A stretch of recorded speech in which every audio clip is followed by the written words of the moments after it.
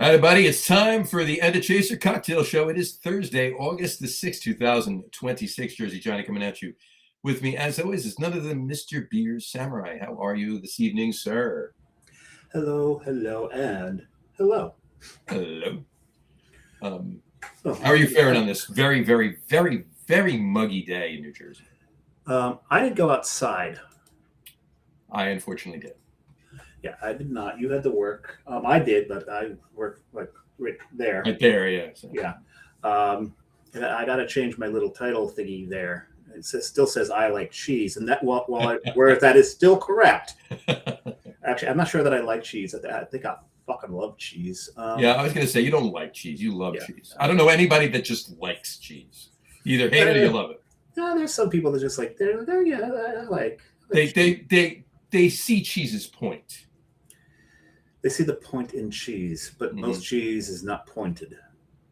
Well, unless you, if it's round or like this, unless you cut it into a wedge. Unless you cut it into a wedge, right? Exactly. But you're not going to be able to stab anybody with that shit. No, you can't really do that. It's just not happening. It's so cheesy. So I see what you did there. I see what I did there. Yeah. Damn, I saw what you did there. Exactly. So yeah, you like cheese, but that was from the other night on the beer show. That was from the other night, so I need to figure out something else to put down under there, and I'm just going to put this in here to remind me of something. Jennifer? Yeah. Jennifer. Do I know her? I think you dated her. Yes, in college I did. Actually, you love Jennifer. Trust me, you love Jennifer. I do. I really do love Jennifer. I do. Well, you see my tagline. I can't. It's all the way over there. It says Jen is my favorite season. There you go. There you go. And Jennifer is just the Dutch name for juniper. For juniper, yes. So that's what, and then that became also the name for what we call now gin, because it's invented in like the Netherlands, Belgium area by monks as a stomach calmer, or also to promote liver health. Oddly enough, yes. Yeah. But nowadays, gin drinking is associated with other than John. This is true. Very true. The Brits. Right. And while we get our first drinks in us, and or at least going, and we'll talk about that. We could do that. Why don't do you have yours poured already? I do not. I didn't even make it yet. I'm going to make it. Because I'm working on that as well. You as well. Yeah. I'll make mine and then I'll talk about the So yeah, as I'm making mine, we'll discuss this. The Brits went over in the 80 Years' War. Mm-hmm. As I pour 1 ounce of gin here, and then they went and to calm their nerves on the battlefield, the Dutch gave them gin. Right. And it became, they referred to it as Dutch courage. Mm-hmm. So it became quite a favorite of Mother Fudger. You all right? Nope. Because I knocked over my OJ, which means I've got to go squeeze some more. I need to go squeeze some more. So that I overpoured this as well because I don't have a speed pour on it. So you vamp for a while. You talk about your drink as you make yours, and I'll be right back. Pause on yours. I'll talk about mine. Okay, so mine it's a riff on a martini of sorts. Whatchamacallit? I call it a lemontini. I'm sure there's 75,000 cocktails out there called a lemontini. But I don't care because that's what I've been calling this. It's riff. I've riffed on this cocktail for a while. There's been different gins, different things in it, but for the most part, this is what it is. So it's 2 ounces of gin. I'm using what I've been using on the show, which is just fantastic. And I gotta go get some more of it. It's from Dismal Harmony Distilling in Morristown, New Jersey. It's their afternoon tea gin. It's black tea gin. It's just fantastic. So using 2 ounces of that and 2 ounces of 1 ounce of Lillet Blanc, okay, which is aperitif, but it's a vermouth. It's a Blanco vermouth. It's not dry vermouth. It's a Blanco vermouth. So it's white, but it's sweet. And then 1 ounce. I'm still going. Then 1 ounce of lemon juice. And 2 dashes of Luxardo chamomile bitters. Luxardo. There we go. Round one. There we go. Now we're going to add the ice, because we always add the ice after we add our ingredients. Mm-hmm. Mm-hmm. Give that a shake there. There we go. Ice added. All right.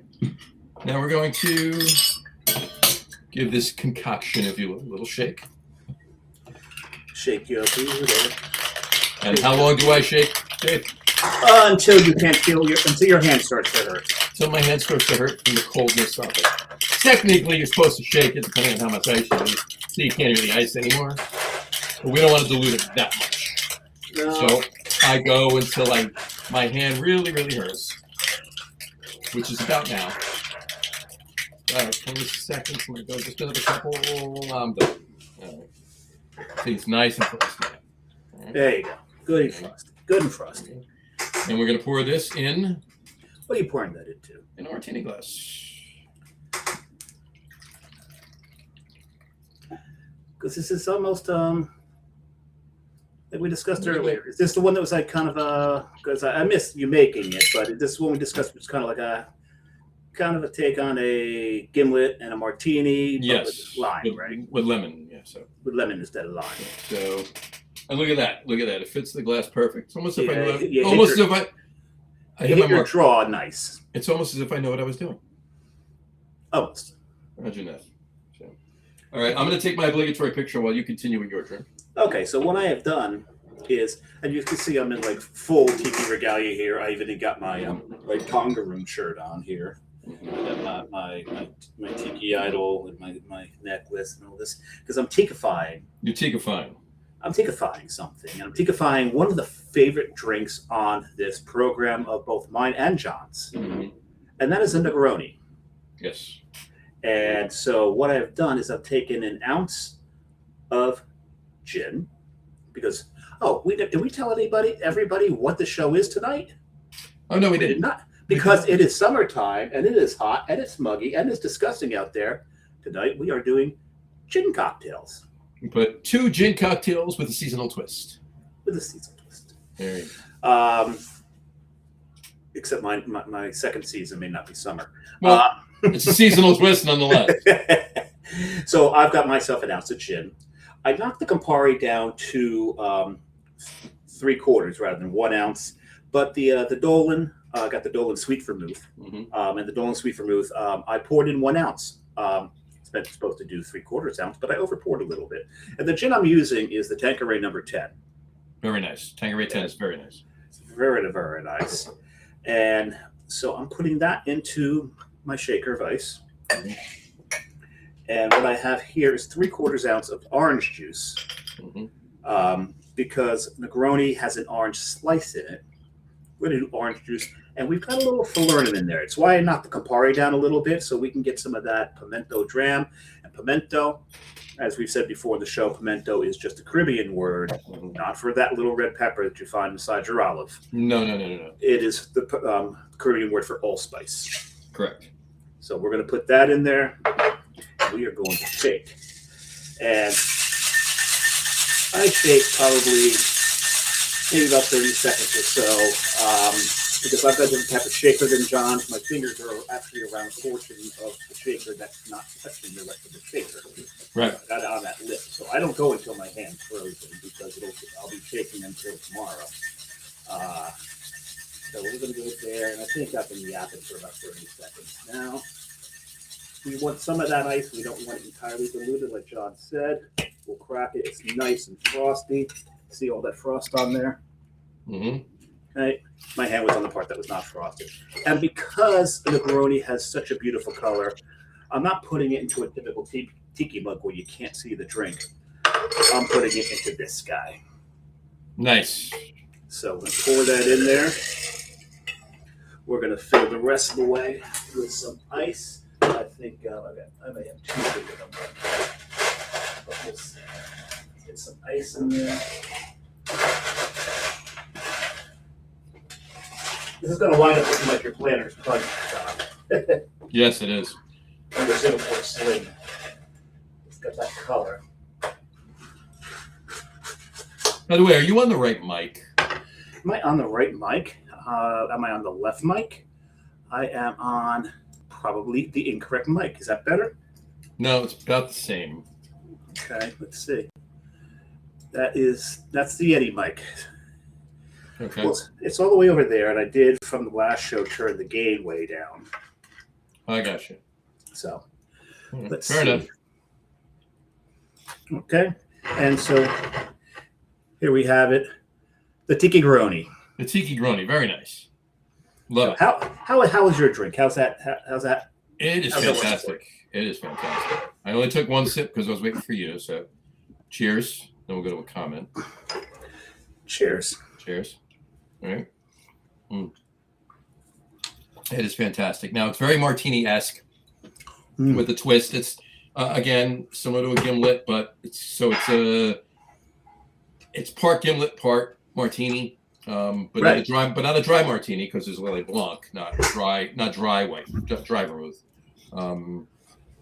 And those chamomile bitters, just a couple dashes.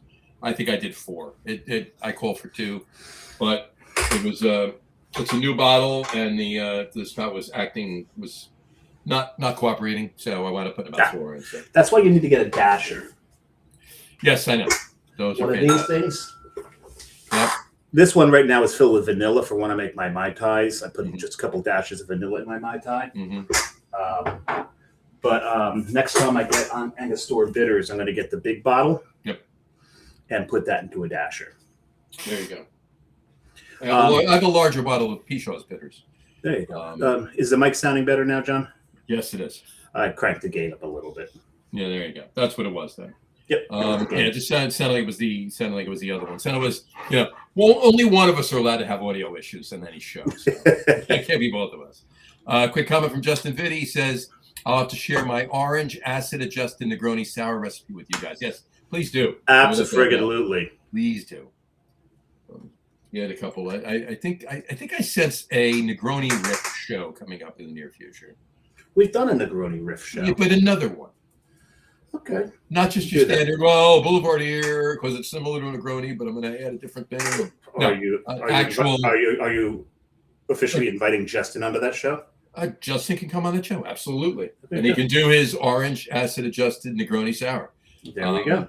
But a gin Negroni, no Boulevardier because it's a Negroni-esque thing, a gin Negroni, but just a completely different take.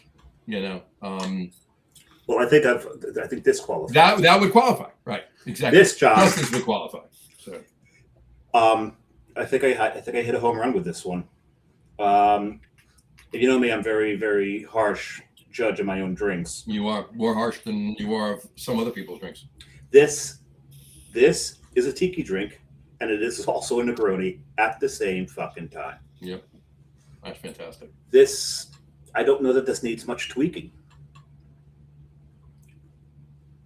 It does not. That is, damn, I like that. I like that a lot. It's really good. You like it a lot. You like it a lot. What's that? Dumb and Dumberer, right? Or was it Dumb and Dumber? Dumber and Dumberer. Dumber and Dumberer. The third one? I don't know. And you know what I like about it? What's that? It's a Negroni. Mm-hmm. It's definitely a tiki drink. The pimento dram gives it, and the orange juice give it that tiki feel and that tiki balance. But you can still taste this. You can still taste the gin. I the only suggestion I would have, I used 2 ounces of gin, 1 ounce of Lillet Blanc, 1 ounce of lemon juice, and probably about 4 dashes of chamomile bitters. I would keep the 4 dashes of chamomile bitters, well, depending on how your spout is working, obviously. If you're using a dasher, 2. Right. Okay. And if you're using the built-in cap on the bottle, 4. But which we call it. For that note, I think I would cut back on the lemon juice to 3/4 of an ounce. It's perfect. It's not perfect. It's 90% perfect. I think a little less lemon would balance it perfectly. So I'm gonna cut that recipe back to 3/4 of an ounce of lemon juice. Just a scotch less. See, that's the fun thing about cocktail creation is the trial and error. Mm-hmm. When you write out a recipe, I've got my little notepads, and I have notes like all over the damn place. So I actually have little notebooks that I picked up. I'm going to start scratching these things down into before I actually put it into the actual cocktail book. Mm-hmm. So it'll be writing this thing 3 times. But the joy of thinking in your head, what's going to go together? What are my ratios going to be? And you write it down. And when you put it together, if you get it the first time, that's joy. Right. That is just joyful. If it's slightly off, all right, okay, fine. Yeah. I'm going to work on this again. And you go back, and if you've got that kind of palate, and if you know what you're doing, you can tell, like Sean just did. It's got a little too much lemon. Let me back the lemon back a little bit. Mm-hmm. And that's why it's key to get your measurements proper. Right. Because if you don't get your measurements proper, you're not going to know what you did, so you're not going to. Yeah, you can't adjust. Mm-hmm. So this is it. Just a little, and I know I said it before as a joke. Just a scotch less. There's just a fraction too much lemon in it. So 1/4 ounce less, it's gonna be dialed in perfect. Done. There we go. And then shake it for an extra 5 seconds to get a little bit more solution. So get yourself one of these. That way you don't have to. Oh no, I have one of those. I like the convenience. The convenience of the strainer built right in for this show. Like when I'm making them downstairs, I'm using the 2. Well, the one thing you pick this up going to bars all the time is this whole thing, right? I don't do that. Yeah. And the thing is, oh, good, I got it all in there. Without hitting the umbrella somehow or another. There's this one little gap in there. Very nice. Good job. In there. But yeah, if I'm using full cube ice, not the massive cubes, but full cube ice rather than the pebble ice that this machine makes. Mm-hmm. I'll close the lid. Let me get this out of there. You don't want that sitting in there. No. If you're using pebble ice, I don't recommend that. But usually when I'm using pebble ice, I'm doing an open pour. Right. Because I want the pebble ice in there. You want the pebble ice in there, yeah. Yeah. If I'm using full ice cubes, I can do it that way. It'll keep the ice cubes from getting out. The one thing it won't get is if you've got ice cube shavings or anything like that, it's not gonna get that. Well, that's why most of the time, like using this thing, that's why the convenience of this. So I like to double strain. So, putting using the larger half, obviously, with the strainer on it, but then a basket strainer. When I'm using that, just depending on the cocktail, depending on what the ingredients are in it too. If I'm just putting 2 cubes in, I don't need to double strain it because everything else is liquid anyway, right? What the hell am I double straining? Yeah. So the one strainer can keep it out, so that's fine. Well, that's why I also have my the gate strainer. There's an actual name for that kind of strainer. It's like some sort of British. Is it British College or something? What do you call that strainer? It's an Oxford. It's not. It's not an Eton. Okay. And I just got a picture from Justin of that Negroni, and he's making it with Monkey 47. So you can see that. There you go, right there. I love Monkey 47. So does it look like this picture? It looks exactly like that picture. All right, there you go. Came through nicer on yours. Let's see, types of strainers. You'd think I would have this down by now. Justin, is that the green top Will it rye? Let me know. Let's see. Here we go. No, this I should probably put in cocktail strainers because I'm getting all kinds of things for soup. I got to get a bottle of that. Soup? A bottle of soup, yes. Hawthorne. It's a Hawthorne. So Hawthorne, yes, no, of course, that's it's a Hawthorne. Hawthorne, yeah, with the E So, on the end. yes, with the E. So it's named after a tree, I guess. Not Nathaniel. Could be Nathaniel, but I think he's named after the tree. Anyway, so let's see. We went through the history of gin really damn quickly. Yeah, we did. Well, I mean, there's a couple types of gin too. If we're going to talk about that, I don't know if we ever talked about that on the show. You got London Dry and you got Old Tom. Tell us the differences between these.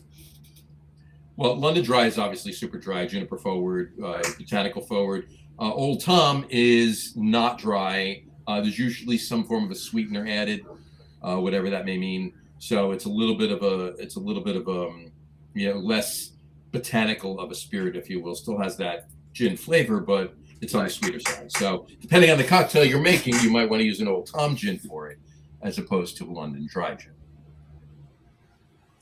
Well, it's obvious the Tanqueray is a London Dry. Tanqueray is a London Dry gin, yes. Most gins you're going to buy these days are going to be London Dry gins. The Monkey 47 is a London Dry. You're gonna you have to go out of your way to find an Old Tom gin. They're few and far between these days. But we also get flavored gins. Like I know you've got a bottle. You said of fig gin. I have a fig gin. Yes, I don't have the Drumshambo gunpowder fig and laurel gin. I do want to pick up a bottle of that. Whatchamacallit? I do want to pick up a bottle of that. But I have fig and laurel. Gin. It's Drumshambo. Laurel's bay leaf. Laurel's bay leaf, right? Yeah. So it's interesting. I have that's too far. Well, if everyone's collection of bay leaves that they've had since college is any indication, the plum and fig and laurel, you said? Italian fig and laurel. That's the that should have a shelf life of about 35 years. At least, right? I would say at least 35 years. Yeah, with the laurel and the alcohol level. Yeah. But the fig gin that I have is Sweet Gwendolyn. It's a French Sweet Gwendolyn. Ba, ba, ba. Anyway, my fig gin. And that concludes tonight's musical portion of the exactly. show. We're gonna not do that by popular demand. by very popular demand. Yeah, by me and you. All right. But now there's also fuckery within gin as well, where there's no standardization of what herbs and botanicals can go into a gin. Right. Right. We've talked about it on the show many times before. We have, I really like apple. Just want to show Justin. Yeah, I got the purple top bourbon. I got to get the green. I got to get a bottle of that green top rye. It's fantastic. 125 proof. Mm-hmm. Oh, he got a numbered bottle too. Nice. Yeah.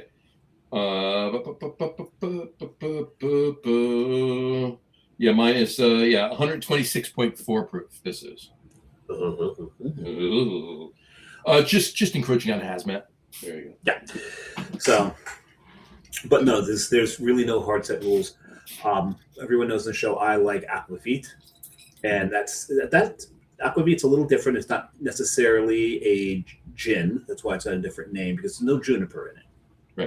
Right. It's caraway for the most part. But you get those gins that are juniper but have other things in it. Like there's the one that I get from that went down quick. Oh well. Mm-hmm. But the the one that I get from Dismal Harmony, it's got juniper in it, but it also has black tea in it. It's got black tea. You've got some of it left. That's what's in this. Oh, you're using the Dismal Harmony. Nice. And then you have Jersey Spirits does theirs with a little bit of star anise in it, so there's a slight licorice flavor to it. Wow, man, you're pounding that down. It was water. I know. Yeah, and little water. Speaking of water, Little Water Distilling down in Atlantic City, New Jersey, who are coming on the show in a couple months, month and a half A couple months. ish. That would be End of September, beginning of October, they're coming on. They actually, their gin, and this is their rum. that's the rum, yes. That's a gold rum. Yes, it is a golden. They have their gin has 17 or 18 botanicals in it. I actually tasted that when they were actually way back when they were first making their gin. They had five. They had narrowed it down to 4 or 5 different versions, and with botanical blends, right? And I just happened to have walked in there on the day they were tasting the 5 of them, and he says, "What do you think of these?" And I actually picked my 2 favorites. I don't know that what they wound up with was one of my 2 favorites. I didn't follow the train, but the trail. But yeah, it was they were all pretty fantastic. I mean, it's gin, right? Look at my tagline: "Gin's my favorite season." Yeah. None of what I tasted was bad. It was all delicious gin. Right. But that was just your favorite of the 5. Of the 5, right? So, but their gin is pretty spot on. They got a lot of stuff, and we'll talk about all of that when they're on the show. We got a couple other distilleries coming on as well. We do. We have a Kentucky bourbon distillery coming on. We do, and I need to visit John before that one. Mm-hmm. So we have a few really good shows planned for the next. For the foreseeable future. Let's put it that way. However, on this show, if you'll notice, Tom is not on the show. Tom's on a cruise. Tom is on a cruise right now. And Tom, I'm very proud of him. He drank a Mai Tai, and he liked it. Wasn't that a song from Katy Perry? Yes, it is. I drank a Mai Tai, and I liked it. Yeah. Yep. He sang it better then. Yeah, Tom sang it better too. Mm-hmm. But he sent me a picture of it, and he even sent me the what they had how they had it written up, Mm-hmm. and it was very, very close to what we call a 44 in the tiki world, which is the original Mai Tai invented by Trader Vic's. I think they were in Oakland at the time. Okay. So he's enjoying himself drinking rum, having a good old time. So hopefully when he returns, he'll bring back some of his Caribbean adventures. Okay. I'm hoping he does. That would be fantastic. Now, speaking of that, I want to hear all about it.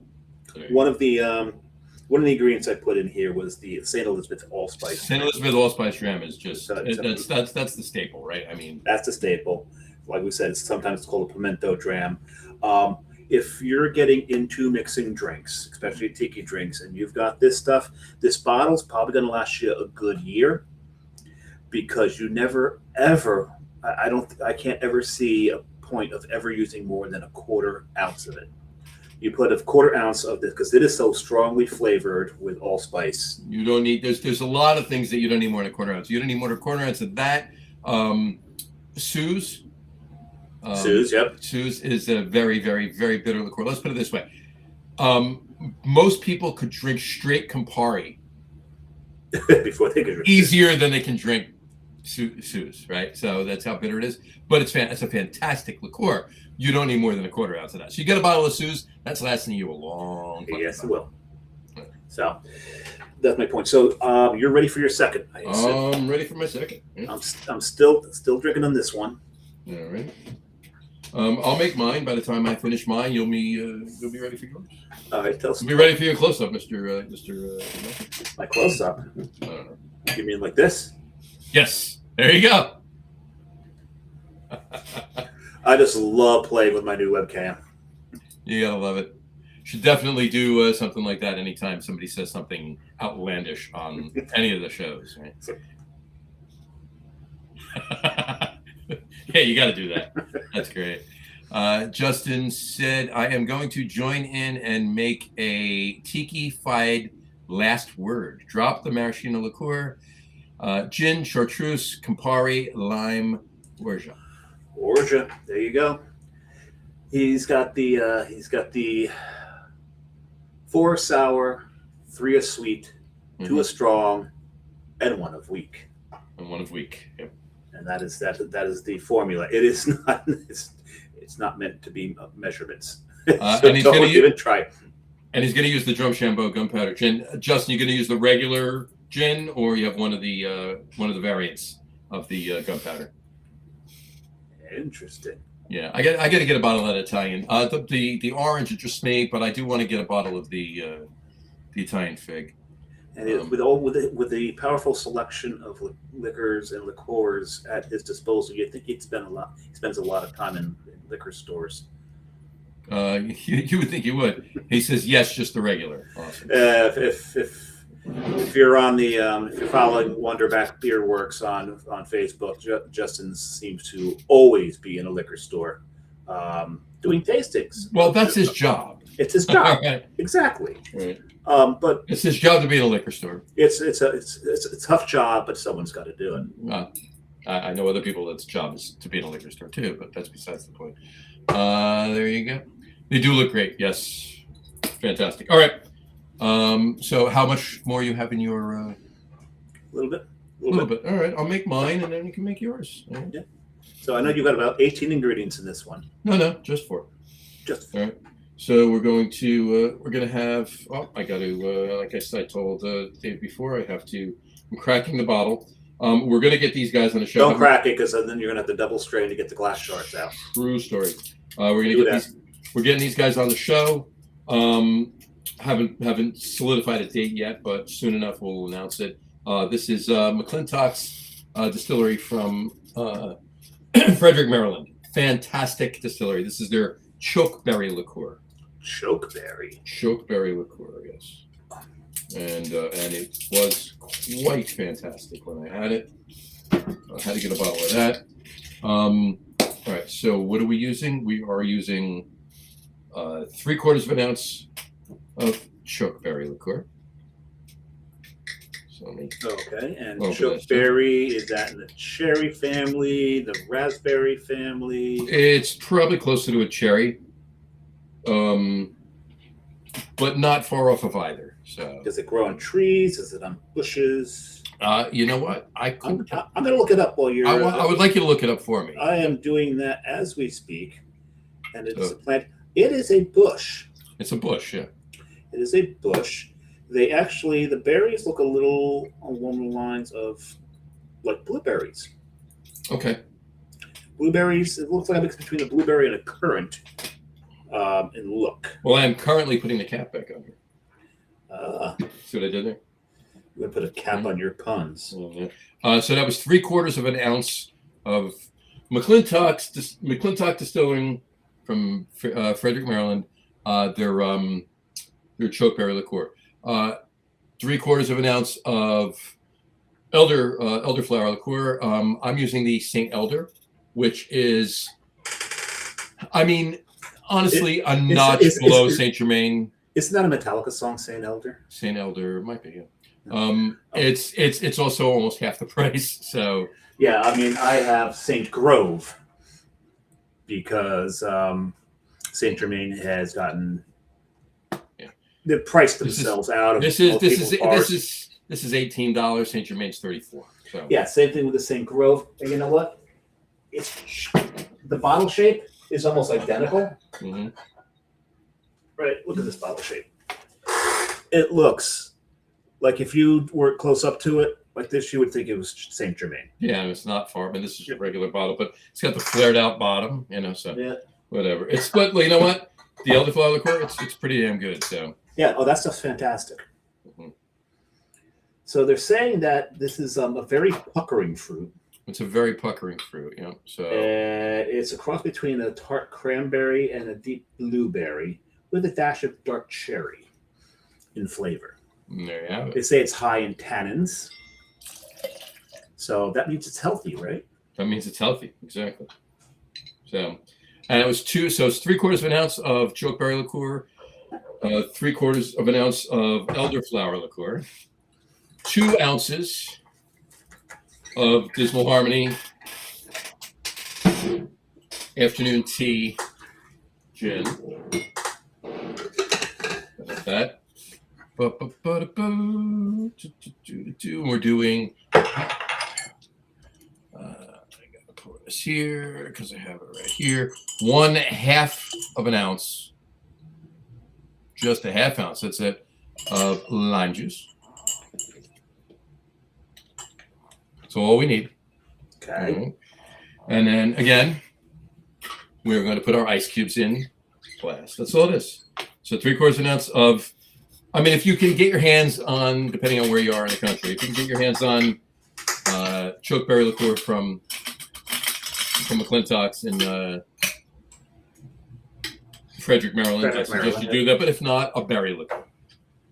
Elderflower liqueur, obviously you can get that. 3/4 of an ounce each, 2 ounces of a gin, and 1/2 ounce of lime juice, and we got our things in there. So now what's the cranberry liqueur? Because that might be a good cranberry liqueur. Yeah, what is that? My brain's saying Pimm's, and I know it's not Pimm's. No, Pimm's is not. Pimm's is. But it's something along those lines. Look in a second.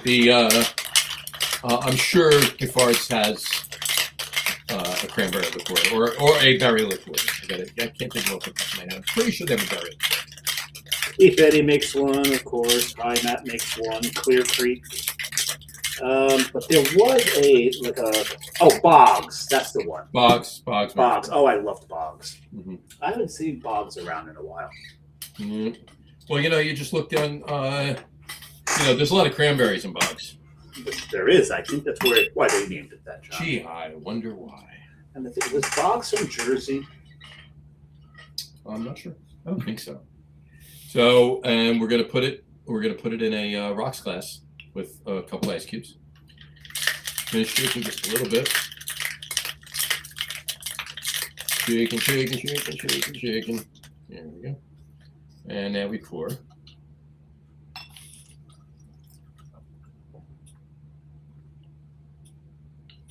There we go. Look at that. I hit it again, Dave. Hit it again. Got it again? Very nice. Like I said, almost like I know what I'm doing. Sometimes. On occasion. And we're going to garnish it with a lime wedge. It's not really a wedge. It's just a whole lime wheel, actually. There you go. And there you have it. That's a pretty drink. There you go. I'm going to take my obligatory picture, and you can start making yours. I don't have to make mine. Mine was made before the show began, yeah. and I put it in my Yeti to keep it hot. Hot, you say? Wait a second. You're making cocktails. It's That's summer. supposed to be summer. Well, there is something called, the summertime. You get a summer flu, summer cold, and usually when I start feeling a little scratchy, summer cold, summer warm. I will make a toddy. But do I really want a bourbon toddy in the winter, in the summer? Mm-hmm. Yes. But no, I don't. Yes, I do. But anyway, but you may not. So I made a gin toddy. And my gin toddy consists of 2 ounces of gin. Okay. 6 ounces of, and what I did is I have peeled about 6 slices of ginger and 2 lemon wheels. And I let that sit in the gin in the pan off heat for over an hour. Nice. I want to get some of that, flavor in there. Then I added 6 ounces of water to it, brought the heat up. Once it started to simmer a bit, then I melted 2 tablespoons of honey into it. Nice. And that's it, because cinnamon doesn't belong in this. Cloves doesn't really belong in this. I want it bright. I want it light. And it came about because Carrie and I went down to Columbia Market this past weekend, and we came back with some of these things. We came back with ginger snaps. And we were eating them last night. You know what? Because I originally, and I told John this, I had another cocktail planned rather than this one, but I decided to go with this one. As did I. But... So here it is right here. And I've got this lemon in there, and the straw's going through the lemon, and sitting on top of the lemon is a ginger snap. Ginger snap, of course. So the ginger snap's going to soak up some of the flavors from the drink. You can see it looks like a lemonade, actually, a little bit. It does. And so I will gladly eat that when I'm done with the drink. I think you should. I mean, it's almost a guarantee that you need to eat that. Oh, that's quite yummy. It's quite yummy. Oh, I like that a lot. This is delicious. It's delicious. Okay, that's a first, John. When have I made two cocktails on the show without researching it first and making them ahead of time that I enjoyed both of them right on? I would honestly say I don't think ever. Yeah, these both worked. On that note, hold on. what do you get? I wish it had a little more ginger flavor to it. Okay. But then again, I'm eating ginger snaps, so Why don't you think about this though? Why don't you, when you're cooking the toddy, Mhm. why don't you muddle a couple of ginger snaps into it, cook it, and then strain it? Oh, then it's going to be all muddy. It'll be muddled and muddy. No, I don't mean I misspoke. Not a couple of ginger snaps. A small piece of a ginger snap. No, I don't. I don't like putting baked goods in my drinks. On top of my drinks, sure. In, probably not. I think really because there's a lot more than just ginger in a ginger snap, right? So there is. Well, there's usually like black pepper or something else to give it more bite, maybe. But it's not just the spicy ginger, right? If you put ginger in, you're not getting the same flavor profile there's as molasses. ginger snap. Yeah, there's molasses. There's molasses in it, right? The sweetener and everything else, brown sugar. So no, I think it's actually fine. I think it's just me having eaten a bunch of ginger snaps yesterday and today, and missing that ginger snap flavor. The drink is good, not. Yeah, it's not a replacement. And I'm looking forward to this nice and steamed ginger snap sitting here on top of my lemon. And here is Justin's tiki-fied last word, which we call it, without the maraschino liqueur, with the gin, chartreuse, Campari, lime, and orgeat. And that's a pretty drink. That is a pretty drink. Look at that. Look at that right there. That is very, very pretty. That is a nice coupe. Yeah, and he's got a really good show on his laptop too. Yeah, he does. He's a man of taste. He is a man of taste. He's got a nice pick on there. He's got the skull head pick. Yes, he does. This is fantastic. Okay. The elderflower liqueur and the chokeberry liqueur. So I'm gonna have to try this with a different berry liqueur just to see. Yeah. Obviously, putting this in whatchamacallit, sitting in a sorry about that.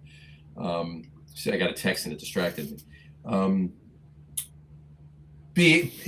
Putting on a cocktail book, use chokeberry liqueur from McClintock Distilling in Frederick, Maryland. It's kind of difficult. Got to give something that, or just a more random type. If you can't you're basically turning yourself into Gourmet Magazine, where it's like, oh, you need to get yourself some, sassafras root, but it needs to be harvested by a virgin in Singapore. Right. Huh? Exactly. So that being said, a berry liqueur, whether it's a cranberry liqueur or whatever berry liqueur, whatever's going to be the closest to what I'm making here, or even better, who knows, right? And then put in the book, I used blah blah blah blah blah, but use a. Here are some options. Options, right? Yeah, I have I got these two great books. I'm a big H.P. Lovecraft fan, and I've got one called The Necronom Nom Nom. It's a cookbook, and it has some cocktails in the back. But then there is the Lovecraft Cocktails book. Right. And some of the ingredients in this are like, no, I'm not going buying a whole friggin' bottle of this, kind of almost bespoke cocktail liqueur, right? Just to try this. So it's like, and so when we do put this book together, we want it to be accessible. Right. We want the ingredients to be accessible. Exactly. And so if we are using something where it is, like John's chokeberry liqueur, we're going to give you options on it. Exactly. Right. The probably the only exception on that is when we get into the tiki section of the book, because when we say pimento dram, okay, you can find them. You can find it. It's out there. And again, you're going to use very little of it. So unless you're really the tiki drinks, you probably don't want to make a drink that's got pimento dram in it, because you're only using a quarter ounce of this stuff. Orgeat, however, has so many uses within the cocktail world other than tiki because it's an almond liqueur. It's an almond liqueur, and I will tell you, I have in the past, not often, but in a pinch, making a tiki drink that calls for orgeat. I've used slightly less. So if it calls for 3/4 of an ounce of orgeat, I've used a half an ounce. If it calls for half an ounce, I used a third of an ounce, or something to that effect, to just dial it back a little bit. Amaretto.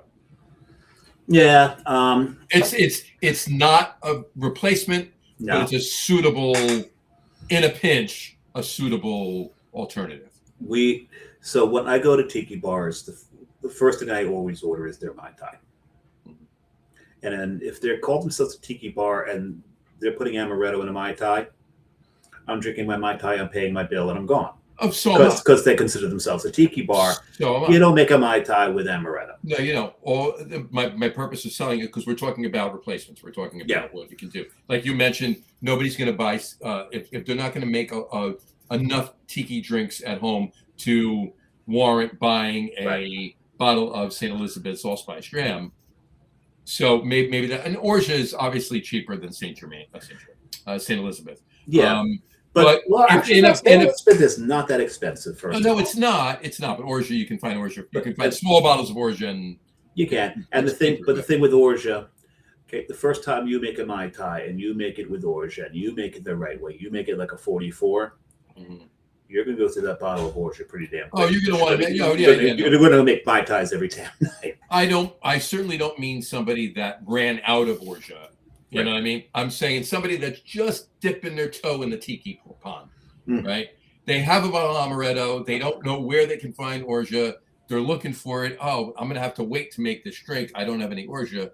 Try it with a little bit less. You can. But Mai Tai, make it with orgeat. Of course. Make it with the ingredients that are listed, because that's going to be the best. That's going to be the best case scenario. Yep. The purpose of me saying that was just for the newbie, if you will, dipping their toe in the tiki pond, as I just said. We should use that line. You know what's interesting? What's that? The pudding. Now I'm really getting a lot of ginger out of this, so now I'm very happy with it. There you go. But also putting the ginger snap on top. You said the pudding. I was like, you're eating pudding? I'm eating pudding too. But putting the ginger snap on top. Right. Ooh, should make a pudding out of ginger snap. That would be a fantastic pudding. Oh man, you kidding me? Huh. At any rate, but putting it on top here as it's steaming,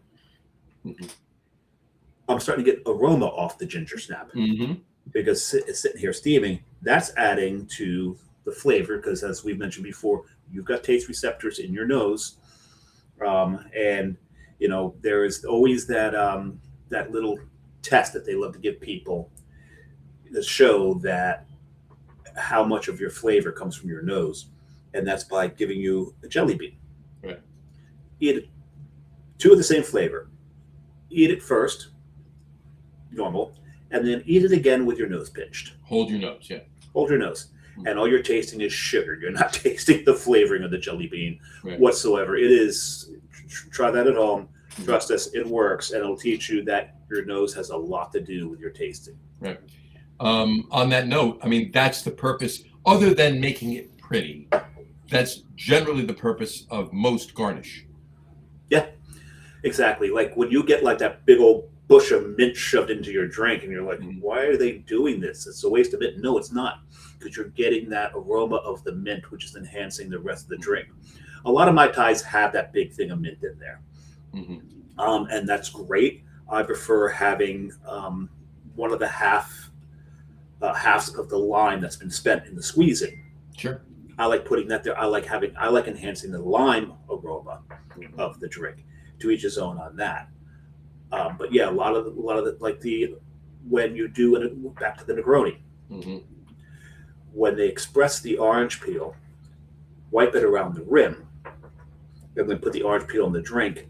You're getting this orange aroma up into your nose.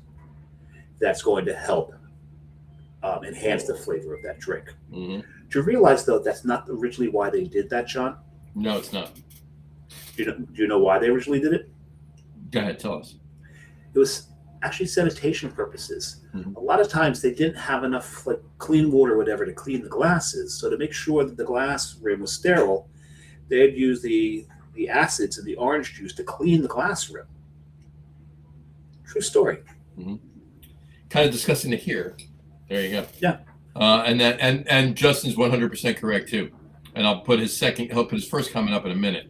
But he just said, specifically speaking of what we're talking about, garnishes were also used to hide the harshness of unrefined historical spirits. Oh yes. And nothing is truer than people that put lime in a particular beer. Is it Spanish for crown? Yes. Ah. Yes. Yes. I've always said if you need to put fruit in your beer to make it drinkable, drink a better beer. Drink a better beer. Another thing too, like we're talking about that. I'll put Justin. I'll put up your other comment in a minute. One of my favorite gin cocktails, and I have yet to make it on the show. We should actually do that next time we do gin. Is an East Side. The East Side, East Side. I love East Side. not a West Side. Not a West Side. An East Side. An East Side. Yes. Yeah. Well, no, you just went a mon. Yeah, I know. I did. Moon side. I did them both backwards West Side, because I didn't want to be throwing up gang signs on the show. Well, yeah, but that's not. Yeah. Yeah, I know. So it's gin. It's simple syrup. It's lime. This is also backwards. This was intentional because otherwise I'm throwing up gangs. Well, no, I'm actually looking at an E when you did the second one, the first one. Did I? Yeah, you did. Should have done it this one. Okay. Whatever. Anyway. So an East Side is gin. It's a little bit of simple syrup. It's lime. It's mint. It's cucumber. That's an East Right. Side, and it's fantastic. And again, you're getting mint and a little bit of cucumber and lime for that matter on the rim. You're getting that as a garnish. So you got all of those flavors blended together in your face while you're drinking this drink, and it's one of my favorite gin cocktails, and I can't believe in all the time we've been doing the show, I have not made one on the show yet. What's interesting though is you have like the dried fruit garnishes, and I've talking about this makes me think they're really just to sit there and look pretty, because there's nothing left in them to give off too much aroma. Mm-hmm. Now I've seen them used to great effect. There was an Negroni that I had where they had a dried orange wheel. And what they had done is they had put sea salt on, pink Himalayan sea salt on top of that lime and floated it on top. And what they wanted you to do is to drink it without, just daintily so that you didn't spill over the orange. Mm-hmm. And then after you had drank a little bit, then they wanted you to dunk the orange down into it to get the salt into it. You said lime, but yeah. Lime, I'm sorry, it was orange. Mm-hmm. The orange in it to then taste that difference of what the salt did to it. Right. Theatrics for sure, but it was neat. But I don't know about the dried fruit wheels. How much aroma, how much they impart to the Yeah, because the dried looking cool. I think that's just an aesthetic thing. Honestly, yeah. I do. I don't think there's much going on. I mean, it's, to be quite honest with you, it's almost as much of it's almost the level of garnish. Garni. Right? Garni. Yeah, it's almost the level of garni as an umbrella. Like that one, right? Exactly. Here's to Harry Yee, the inventor of the cocktail umbrella. There you go. His birthday's coming up in September, as a matter of fact. There you go. And before I put Justin's other comment up, I just want to say this. I'm going to try this again with an Old Tom gin. I am liking this with the. I'm going to actually try it twice. I'm going to try it with just like Tanqueray 10. I may even try it with Gordon's just to see. All right. Fish sticks? You got to put fish sticks in it? Put fish sticks in it, yeah. Well, fish. I mean, never mind. I'm not going there. Anyway, so the Dismal Harmony. It's very, very good. It's very good. I'm really enjoying this cocktail. But now, as I'm drinking it, I'm halfway through it. A little sweeter. I wanted a little sweeter, and I don't know how the black tea's playing with it. Right? Yeah, I'm interested you use that for that. Yeah, I want to try. Well, I didn't. Here's the thing, right? We have a London Dry that we always keep in the house. We actually ran out of it the other day. I didn't replace it. So I did not want to have the fig gin in this. The only other gin I have is my blueberry gin from Short Path Distilling up in Everett, Massachusetts. I have a little bit left of my autumn gin from last year from Short Path Distilling. I'm not using a cinnamon nutmeg gin. No. It's not happening. And I have the Dismal Harmony. So that's why cinnamon nutmeg gin though with the cranberry juice liqueur. Mm-hmm. That might be a good variant on what you just made. Yeah, I need to try that. But my point is, I need to use just a standard London Dry, and then I want to try with an Old Tom, and I want to see. I want to try the London Dry first, so it's not the Dismal Harmony, which is fantastic, mind you, but it doesn't have the other botanicals and black tea and everything else. Look at this! This thing that's got gooped. So now I get to eat it. There you go. Enjoy that. But I want to try that first and compare it to what I'm having here and the flavor profiles I'm getting here. But then I want to try with an Old Tom. So there you go. I'm going to use my straw to get up all this goop. There you go. All right, I'm going to put up. I got 3 comments from Justin here on to put up. He just said Forge Gin is his economic go-to for most gin cocktails. It's super versatile. I'm going to have to try that. I got to be honest with you. To his point, my economic, if you will, is Gordon's. There was a cocktail bar. It was a gin speakeasy. Okay. It's gone, long gone. All right. Was on 6th Street, about a half a block, about quarter of a block, like maybe 100 feet, 50 feet, 100 feet in from on 6th Street, in from Avenue A in the East Village, in New York, called the Gin Palace. Okay. All right. And my friend Chaim Dowerman was the lead bartender there, and he's no longer actually bartending, which is a shame because he's a fantastic bartender, but he's moved on to other things. I think he actually lives in California now, but I haven't talked to him in a couple of years. But I'm friends with him on Facebook. I think I remember his posts, but I haven't seen him or had a drink with him. He moved to another couple bars after Gin Palace closed, but they closed. It's got to be 8 years now that they're closed. But it was a fantastic speakeasy. It was. And it was just up the block, closer to Avenue A from Death and Company, which is still there. It is. Which is another famous speakeasy, if you will. Anyway, but the Gin Palace, for most of their gin cocktails that they use there, and they made a fantastic East Side, by the way. They use Gordon's. Yeah, and it served the purpose. It was spot on, and their cocktails were affordable for Manhattan cocktails, and it worked. It was good. But so that's for years. Gordon's has been my economy, right? But if I'm doing something a little more fancy and I want a little bit more something, I buy Tanqueray. I buy regular Tanqueray. I buy Tanqueray 10. I've gotten Monkey Shoulder. I have what's it called?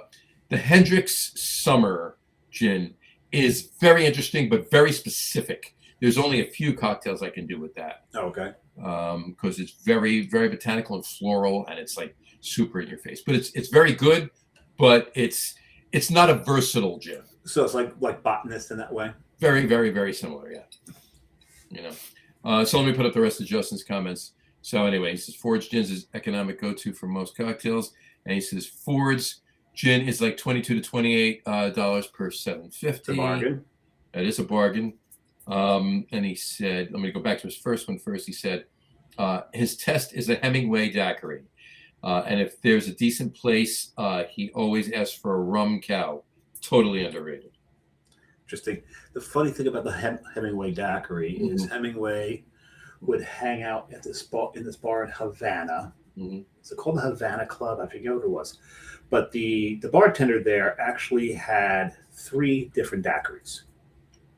Daiquiri number 1, daiquiri number 2, daiquiri number 3. He wasn't very inventive in his naming. Hemingway completely unbalanced the drinks and overdid, and I think he tripled the booze in what was, I believe, daiquiri number 3. And I wonder if that's the Hemingway daiquiri you're talking about there, Justin, or if it was the actual dialed down real daiquiris at that particular bar. El Floridita, yes, El Floridita. And the thing is, that bar is still there, and if you go into it, where Hemingway stood at the end of the bar by the window. Now the window's covered over, and they've got a plaque up there about Hemingway. But where he used to stand, there is now a bronze full-size statue of Hemingway standing at the bar, looking at the door, smiling at everyone who comes in, which I think is really cool. Damn it. So maybe one of these days I get to Havana and see that for myself. You can see it right here, because there it is. That's him right there. There it is. There we go. All right. And then Justin said, here's a home hack for tiki newcomers regarding ice. You can buy bags of pebble ice from your local Chick-fil-A for like $3 for 5 pounds. Also Sonic. Sonic sells them too. Yep. Sonic sells it as well. And I have an update for you regarding ice. Update. Okay. We talked a couple shows ago. I think we mentioned it last show too, a couple weeks ago. Aldi was selling the cubed ice, the square cubes of ice, 4 cubes for $4.99. Right? Remember we were talking about that? Yeah, yeah. And everybody's up in arms. So, who wants to spend $5 on what ice? They didn't get it, right? But I mean, they're not utterly big. But anyway, so they had these for about a month. They had them sitting there. All Aldi's had them. All Aldi's right now, go get them right now. Yeah. 4 cubes of frozen ice cubes, 99 cents. 99 cents. Well, I have, if you can't see, it's off camera. I do have my mold up there. Oh no, I have a 4-pack and an 8-pack mold for them. But here's the thing, and That's interesting. Guess what? How many my mold is? 4. 6. It's yeah. You get the 4 and the 8. I get the 4 and the 8. I've got right here. You got a 6. There you go. But here's the thing: try as I might, I cannot, no matter how many, old wives' tales tricks that I use, I can't get a clear ice cube. I can get them close, but I can't get a clear ice cube. And we bought a couple of the Aldi ones. I did not spend $4.99. We did not spend $4.99 on them. But when they went to 99 cents, we picked up 4 bucks. We're like, screw it, I'll spend it. Right? They are perfectly square. They did not melt at all in the car. And granted, our Aldi is not too far away, obviously, but maybe about 2.5 miles. But ours might be closer, but we're probably twice as far away because of the traffic. Right? Well, you also got to remember, depending on when you go, we're coming up 35 in Wall. So it's summertime, yeah. Right. So, but in any event, they're perfectly clear, and they're perfect. I mean, they came back in the car, they went back in the freezer, and they still have a perfect edge on them. It was good. But anyway, it's 99 cents, so they're technically less than 25 cents a cube. Any ice service you use, because there are ice services out there where you can get the cubes, get round cubes, square cubes, and use them. These are obviously they're using decent water because these cubes don't have any cloudiness to them. Well, yes, using distilled water is one trick. But I've used distilled water, and it's not going to work. It's not going to work. The reason that the ice clouds is because our freezers freeze the ice, they say, too quickly. Mm-hmm. So they do have these devices that are insulated to freeze the ice slowly. That's why a lot of people say to use one trick: boil water and put it in your freezer. Use hot water. I've done that too. That doesn't work. It just doesn't work. I understand why they think that would work, because now it's going to freeze slower, but it's still freezing at the same rate between temperature A and temperature B. You're still the point where it clouds, it's still going to cloud. Technically, yeah. I mean, yeah, it's freezing at the same rate. It might take a little longer because you're putting more water in. And all you're doing is melting the shit around it. Right. That's pretty much all you're accomplishing. Justin's correct. This is the only surefire way to do it at home. Mm-hmm. You get yourself, if you've got... First he said, I'll put that up first. Yeah. The daiquiri is the perfect test for sweet sugar, sour citrus, and spirits. He's not wrong. Daiquiris are a pretty dialed in test. It was one of the first 4 of 3 of 2 of 1 of, yes. Yeah. But his last comment. But this one here, only sure way to get clear ice at home is to freeze a block and then cut them yourself. Yes. So See, my problem is, you got to freeze a big block and then cut it. Well, this is what I was about to say. Every single time I do it, the cloudiness is dead center. So. Well, then you cut around it. Well, right. You got to freeze it big enough and then cut around. What you can do is, if you've got like one of those basement top door freezers, mm-hmm. you can actually get a like an igloo cooler mm-hmm. that fits inside of it. Mm-hmm. Fill that up, put that in there, freeze it, and then cut your ice off. Right. Right. And that's one way to do it. But you now have a whole dedicated freezer, just a big ass freezer for one just to make it big ice cube. Yeah. I don't know if they. I don't know if they make any devices to, an ice cube maker that would do it clear. I don't think there is, because as you can tell, I'm not averse to buying specialized equipment for my passions. I've got my Pebble ice maker, and it's been worth every penny that I paid for, because that thing cranks. It's funny. There's one weekend I didn't have it cranking, John, mm-hmm. and. So this past weekend I go to make ice, and it had a smell to it. So that's why you got to clean it every now and then. You got to clean it. You got to. So I ran through 2 cycles of cleaning. There you go. And Justin says Samurai is right, and that's what I do. But you don't need clear at home because it's only for the visual. And he's right. He's 100%. Right. Look, I don't. The cubes I put in here, I don't know if you can see them. They're cloudy. Look at it. Right, still in there. They're cloudy. I don't care. It's for me on this show, right? It's an aesthetic thing. The clear ice is an aesthetic thing. Now, but my point is, if you want that aesthetic for yourself at home without all of the hard, go right now because clearly they're not going to do this again. Clearly, I see what you did there. Clearly, I see what I did there. They're not going to do this again.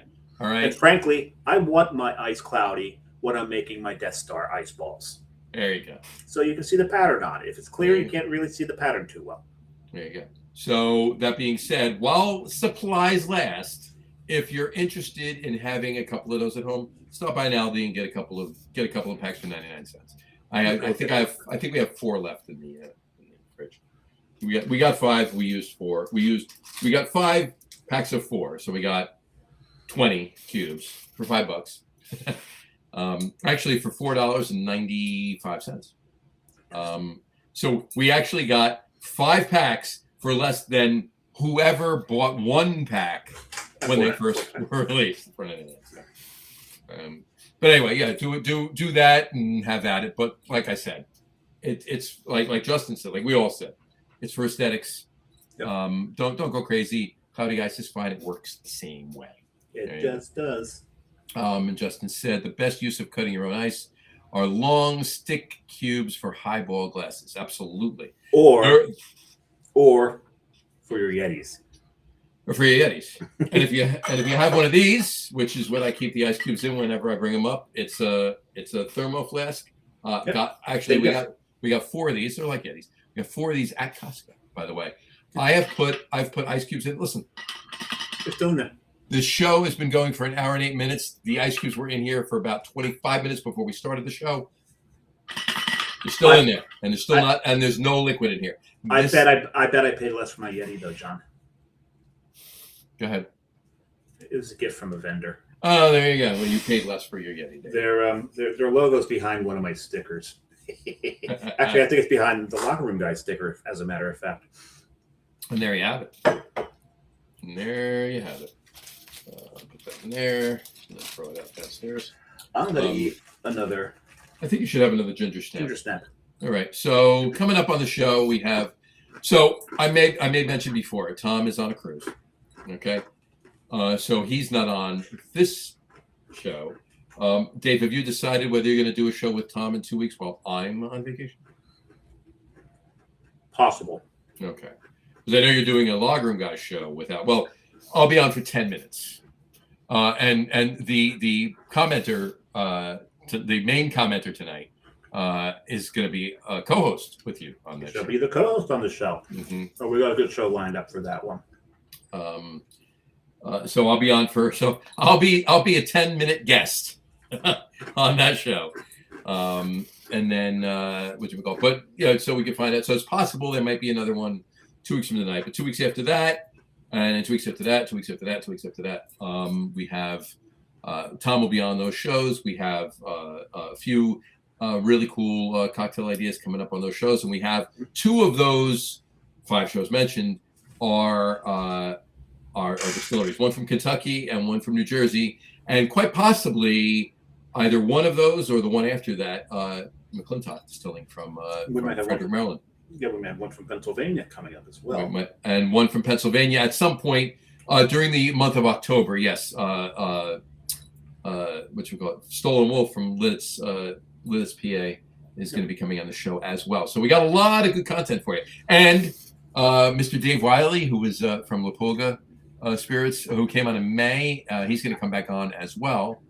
And he's that's going to be fun as well. So we got a lot of good content. You did ask him about Sotol, though, right? I did ask him about the Sotol, yes. We went to Sotol.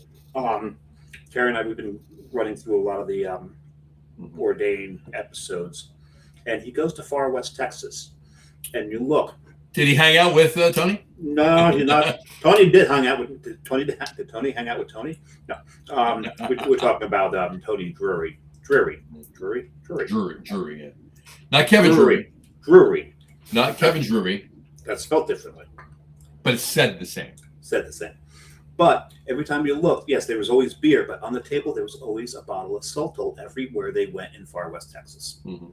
Different brands, mind you, but there was always a bottle of Sotol. Sotol, nonetheless. Sotol is fantastic. It's agave.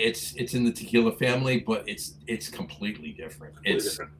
It's aged in clay pots. It's got chocolate notes to it. It's earthy. It's delicious. Yep. It's so good. Especially if you get the añejo. Yeah, absolutely.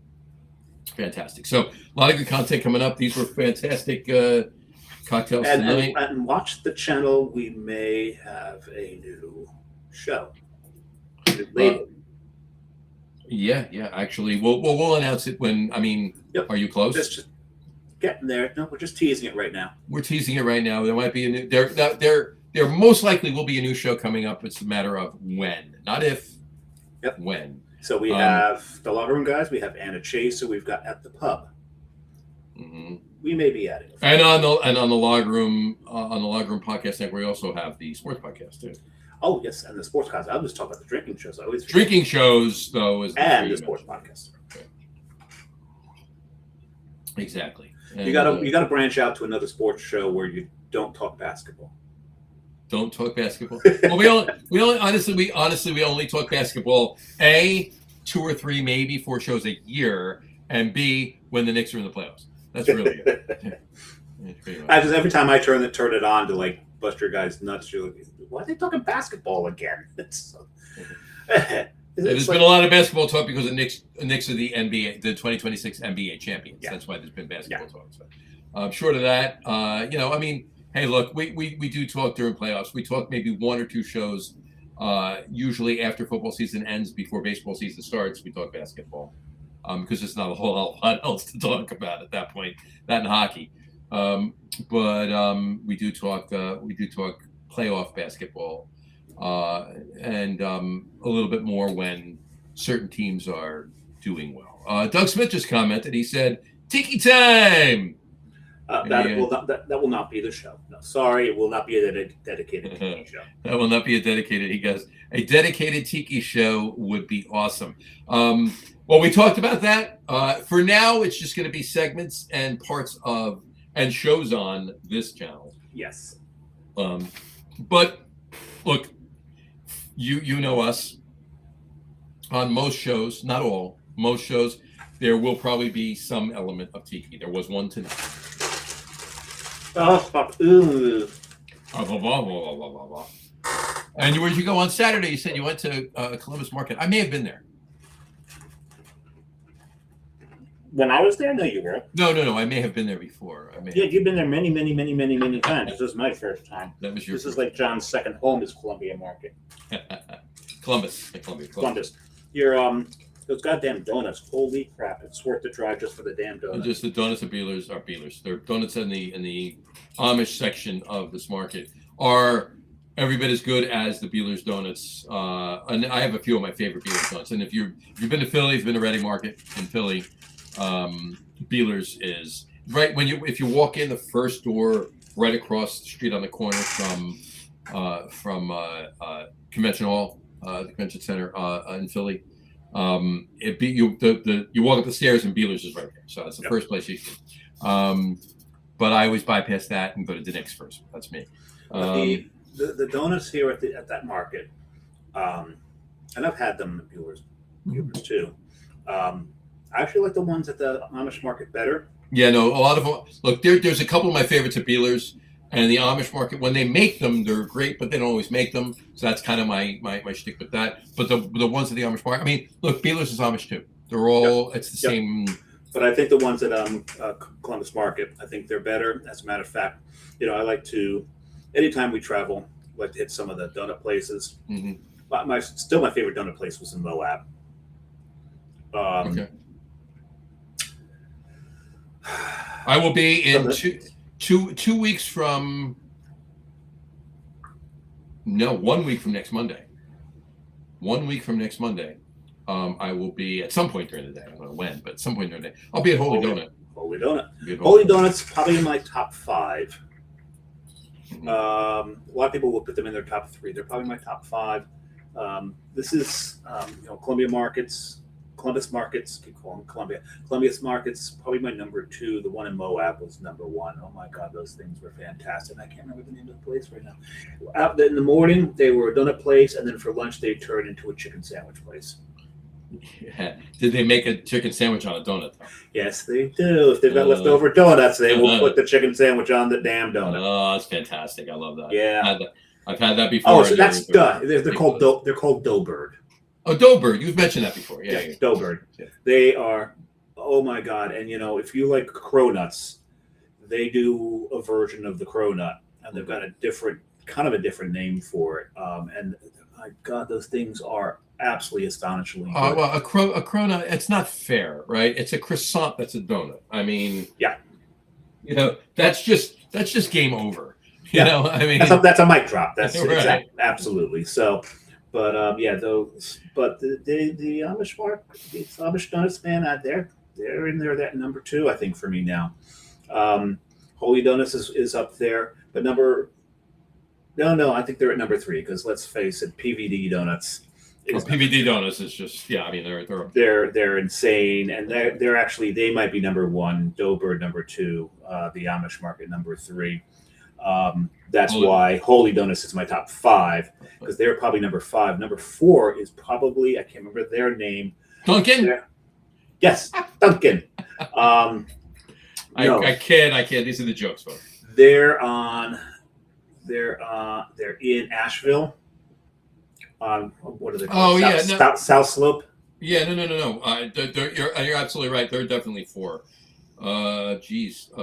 They are. Oh my God, they are fantastic. Hold on, I can tell you right now. And they call them yeast donuts, and they do call them cake donuts. So those nice and light, airy ones, those are your yeast donuts. Those have risen, and then there's ones that have not been risen, not leavened, unleavened, and those are your cake donuts. So if you're used to Dunkin' Donuts, think of like your old fashioned. That's your cake donut. Think of the French cruller. That's more like your yeast donut. But the French cruller goes beyond what a yeast donut. The glazed donut, the standard glazed, that would be a yeast donut. Right, exactly. You find it, John? Vortex donuts. Vortex donuts, yeah. On the south slope, just around the corner from Green Man Brewing. Yeah, just right on the corner from Green Man. We actually stayed a block and a half away from there. So we got up, went just as they opened, and then by the time we had gotten our donuts to leave, there was like 20 people standing outside the door. And then to me, they just edge out Holy Donut. Fantastic. Great stuff. Fantastic. And they have, and you can't really see it from this, they have cake donuts. This is what I was talking about, cake and yeast donuts. And yeast donuts. Yep, there you go. There's proof right there of what I was talking about. There you go. Cake and yeast. Those are the 2 types, and they're on 2 different sides of the counter. Yep. There you go. You'll love And it. they're all good. And I And you don't want to dunk your yeast donuts into the coffee. no, The cake does it. you want the cake ones in the coffee. Yep. I will throw one other in the mix for you, and it's definitely in the top. Let's call it the top 6 because I can't take any of those out. And that would be Blackbird Donuts. Where are they? Up in Boston. I have not had the pleasure yet. Fantastic donuts. In fact, they make an everything bagel donut. I don't like everything bagels. Well, no, if you do like everything bagels, look, Yes. that's not why they're in the top 6. I say that for a reason. They make an everything bagel donut, and what they do is they have it's their glazed donut that they actually fill with cream cheese. Nice. Okay, it's a round donut, so it's a round donut. It's not a triangle donut. It's got starting around. right. It's got a hole in the middle, right? So it's a donut looking donut. It's not just a round pastry, right? There's no hole in the middle.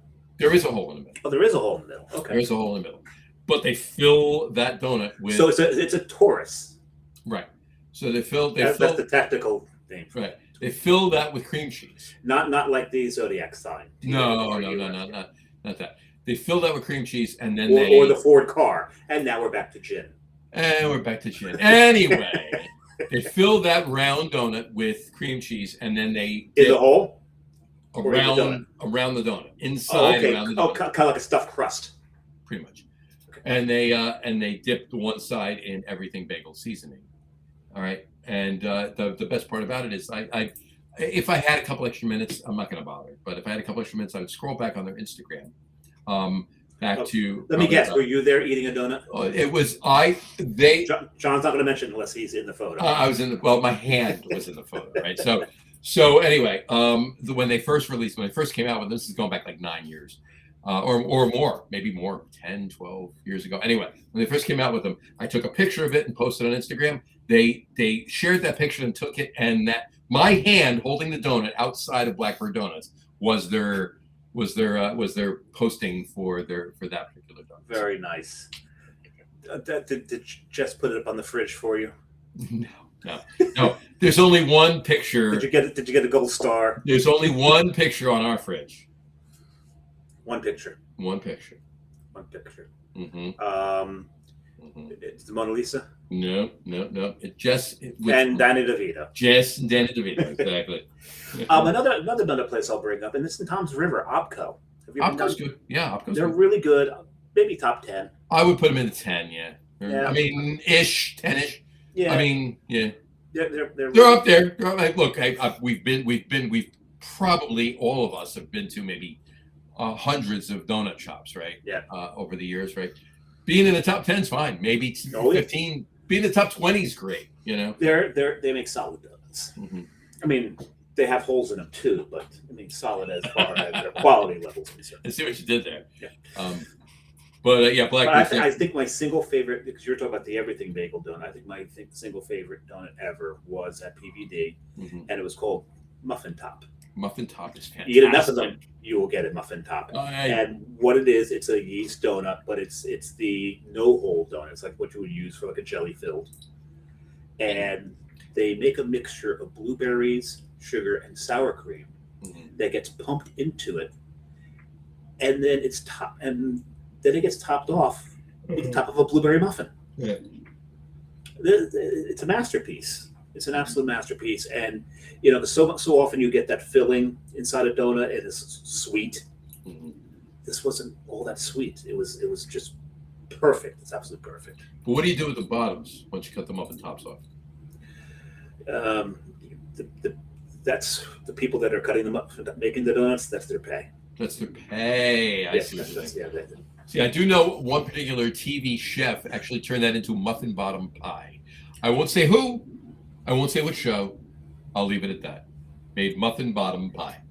Actually, probably what they do, they probably have that pan that makes only muffin tops. Mm-hmm. I'll say if you know, you know. Yeah, it's a TV show made muffin bottom pie. It was actually in the last season of that show. I'm trying to figure out why you're not. Oh, there's no reason that I'm not saying it. You're just being coy? I'm just being coy. Yeah, you could probably guess. There's a TV show that there's a Oh, show. it wasn't actually a cooking show. No, it wasn't a cooking show. It was a TV show. Oh, and did the person who made this pie, Mhm. the actress's name is Mary, maybe? Mary, no. Is that her name? Mhm. But Neither the character nor the actress was named Mary. Now, the character did have that same initial as her first name. it's Melissa. Melissa. Yeah, I'm thinking Mary McCarthy. It's Melissa McCarthy. It's Melissa McCarthy, yeah. Yes. We're talking Jenny's cousin. And we are talking Gilmore Girls. Gilmore Girls, yes. Suki St. James. Suki. Yep. Mm-hmm. Kind of where she got her start. It didn't really. 100% she got her start in Gilmore Girls, yeah. And who was supposed... And look, I don't want this to turn into a Gilmore Girls show, right? But it's not, right? And the fact that two guys are sitting here on a cocktail podcast talking about Gilmore Girls is a little odd. Too much gin. Exactly. But who was supposed to be Suki before Melissa McCarthy? In the unaired pilot, she was Suki. I enjoyed the show. I never got that deep into it. You live with a complete Gilmore Girls nut who probably you're probably lying in bed at night. Just you know what I learned today, and tell you another interesting fact about the Gilmore Girls. She was actually on in several instances as several different characters on the show throughout the show. Sally Struthers? No. Sally Struthers was only one character. Alex Borstein. Who? Alex Borstein. I know Ellen Borstein. I don't know an Alex Borstein. She was on Mad TV. Was she related to Ellen Borstein? I don't think so. She was actually married in real life to Suki St. James's husband on the show, Jackson. Mm-hmm. Alex Borstein. Yeah. Okay. She played a couple different characters. She played a few different characters on the show over the years. So. They were definitely going for a type for that role, weren't they? Look, let me tell you something. I don't mean to make this any more deep than it is, but it really was a fantastic show. And I will give you this. It, for some odd reason, that show, the last episode of that show aired almost 20 years ago. Okay, it is more popular now than it was then. Okay. You go to different there's stores that have aisles of Gilmore Girls stuff. Well, and the show's been off air for 20 friggin' years. But we see the same thing with Golden Girls. That's true too. So here's the thing: just make a show that's GG, and the second GB Girls. Golden Girls, Gilmore Girls. Do a Gorilla Girls. Gorilla Girls. There you go. How about, in honor of the show, Gin Girls? Gin Girls. We got to make that. We got it. Start writing the pilot script. I'll work on it with you. Gin Girls. We'll make $1 million. Yeah. There you go. Alrighty. So, do we have a guest in a month from today? 4 weeks from today, you mean? 4 weeks from today. 4 weeks from today, we do not. 2 weeks after that, we do. So we will have to come up with a challenge. A challenge for that. And Tom will be on the show, so we can do it a 3-way. Maybe he should come up with it. He hasn't come up with one in a while. It's been a while. Let's make him do it. We'll put the onus on him. There you go. I will, if you guys do a show, I said do. You said do. If you guys do a show 2 weeks from tonight, I will not be on, because 2 weeks from tonight we will be splitting our time between York, Maine, Kittery, Maine, and Portsmouth, New Hampshire. Prior to tomorrow, 2 weeks from tomorrow, leaving to head to Boston. Are you going to be in Portsmouth, New Hampshire in the morning? Is that a song? It might be. We can make it one, but the morning of 2 weeks from today, or the morning of 2 weeks from tomorrow? Because the morning of any morning. Tomorrow, 2 weeks from tomorrow. Yeah, we'll be in there. Tomorrow. At some point in the morning. Because there is a bakery that you need to go to for breakfast. All right. And I will send you the name of that. Can you do that? Text it to me. It's right across the street from a cheese and wine store. Okay. and they do one of my favorite breakfasts. It's kind of intricate, and they serve it with one of their baguettes. Okay. And I can't remember the name of it right now, but I'll text it to you. And I wish I could remember. They make shakshuka. Shakshuka. Okay. Have you ever had shakshuka? I have not. So shakshuka is, I believe, it's Middle Eastern, it might be Turkish, Mm. and it's Is there eggplant in it? nope. Well, then it's not Turkish. I wouldn't eat it otherwise. It's got red peppers, tomatoes, and onions, It might be Turkish. and so and it's in a big round pan. And By the way, I love Turkish dishes with eggplant in it. Just wanted to put that out there. I'm not a fan of anything with eggplant in it. And then what they do is they cook that, and it's almost like stewed a little bit, and then they make like little divots in it, and they crack eggs into those divots. Ooh, really? And they cook them almost like like over easy shakshuka, and then you get a baguette. And a pound of bacon. You go with it? Nope. No, Nope. terrible. That's the whole breakfast, and I tell you, man, that's going to fill you. I'm sure it will. That is going to fill you, and that was the surprise of the trip when Carrie and I went up and came through Portsmouth. We went there for breakfast, and it was absolutely fantastic. I'll have to do that. I'll find you the name of the place. Yeah, find me the name of the place. We'll go on Tuesday morning. We'll be at Tandem Coffee and Bakery, and I'll probably have this as well as something else too. It's a biscuit with cream cheese and jelly, and this thing was just stupid good. At Tandem Coffee and Bakery, and the coffee's fantastic too. Here it is. In Portland. So Elephantine Bakery. Elephantine Bakery. Send it to me. Elephantine Bakery. I'll screenshot that for you and send that off to you. Mm-hmm. They've got to have a picture of the shakshuka in here. Okay. All right. Because that picture, I'd seen that picture, and that's what made us go there in the first place, to figure out what the hell is this. And we had it, and it was absolutely amazing. And there you have it. And Carrie has made it at home since we've been. Shakshuka. All right. And their coffee's damn good, too, I might add. I can't beat that. Good coffee is not hard to find, but not incredibly easy to find. Not always. Sometimes you can go to a really fancy place with baristas and everything and go, what is this? Right. And sometimes you can go to a place that looks inconspicuous and looks like a dive and have the best cup of coffee you've had in a long time. Yes, it's very, very... It's almost like a bar. All things are possible. All things possible. All right.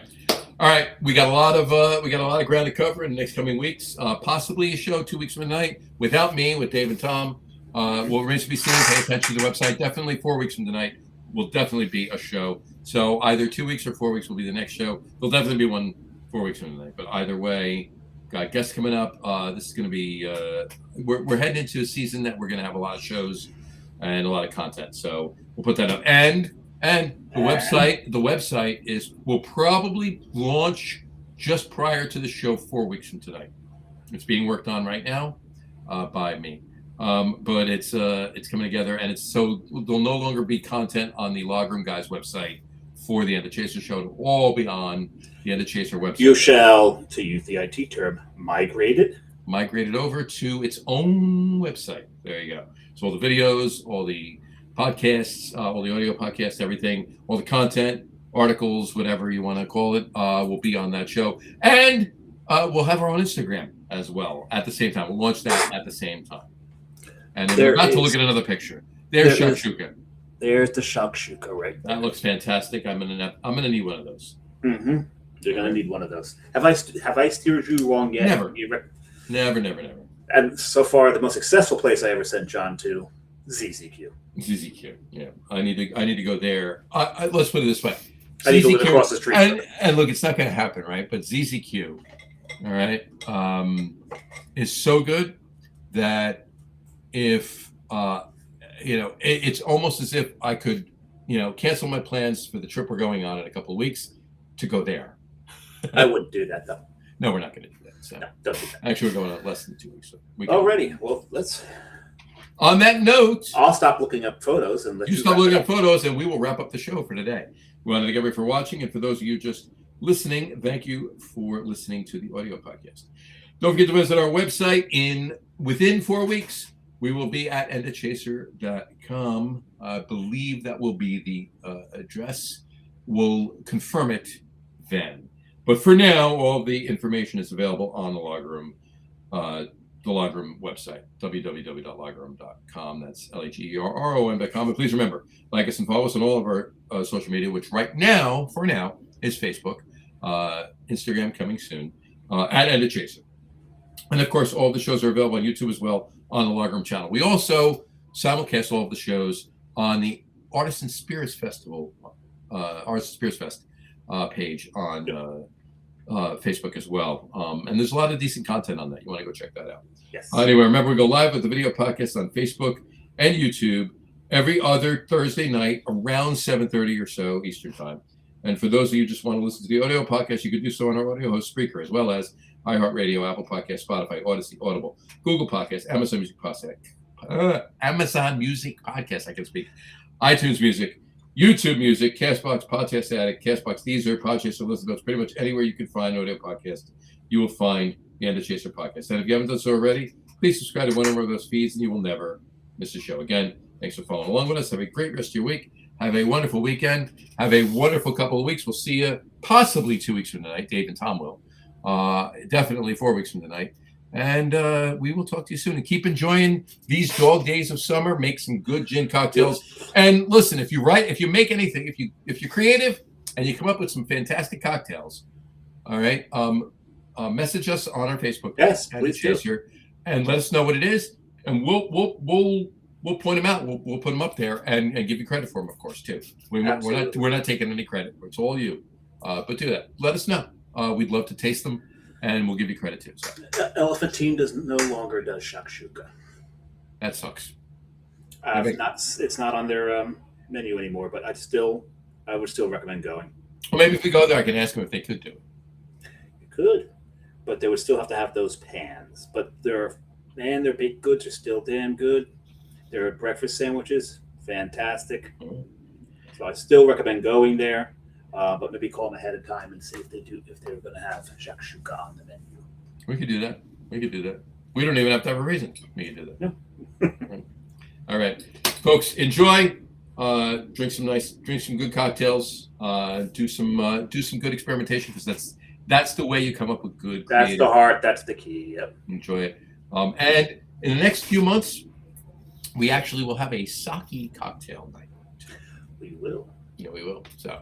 Got a lot of good stuff coming for you. So enjoy. Continue to have a great summer. And we'll talk to you in 2 or 4 weeks. Enjoy, folks. Cheers. Cheers.